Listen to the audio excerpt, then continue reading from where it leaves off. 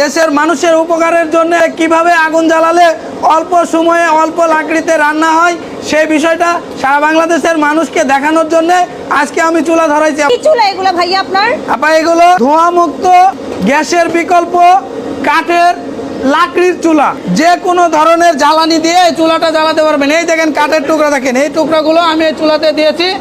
এখন এই চুলাগুলো কন্টিনিউ জ্বলতেছে, কোনো রকমের গ্যাস লাগে না, শুধু এই ধরনের কাঠের টুকরা লাগে। টুকরাগুলো ব্যবহার করলে আগুনের স্পিড এরকম ধরনের পাবেন। আমি যখন বাসায় বা ঘরের মধ্যে এই চুলাটা রান্না করব তখন সেক্ষেত্রে আমার কোনো সমস্যা হবে না? চুলাতে কোনো রকমের ধোঁয়া নাই, দেখেন একেবারে ধোঁয়া মুক্ত।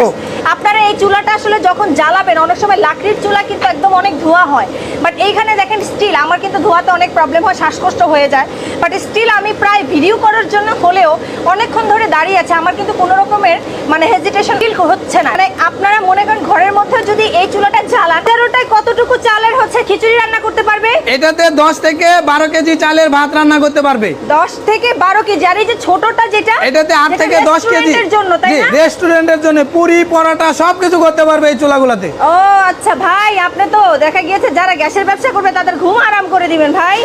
আচ্ছা এই বড়টা কত কেজি চালের? এই বড়টা 20 থেকে 25 কেজি চাল রান্না করতে পারবে।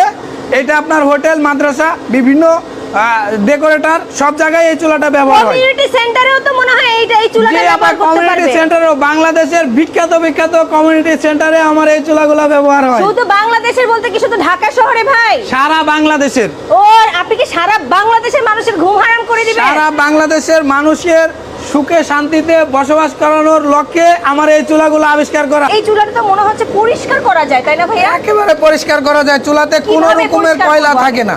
কারণ সনাতন চুলা থেকে অর্ধেকেরও কম সময় লাগে রান্না হতে। জ্বালানি সাশ্রয় হয় প্রায় 70%, অর্থাৎ যেখানে 100 কেজি লাকড়ি লাগে সেখানে মাত্র 30 কেজি লাকড়িতে হয়ে যায়, অর্থাৎ 70 কেজি সাশ্রয় হয়। তাহলে একটা চুলায় যদি আমি 20 কেজি চালের হচ্ছে খিচুড়ি রান্না করি, সেক্ষেত্রে আমার কতটুকু লাকড়ি লাগবে? এই 1.5 কেজির মতো লাকড়ি লাগবে, মাত্র 20 থেকে 25 মিনিট সময় লাগবে আপনার এই চুলাতে রান্না হবে। এই দেখেন বড় একটা ডেক।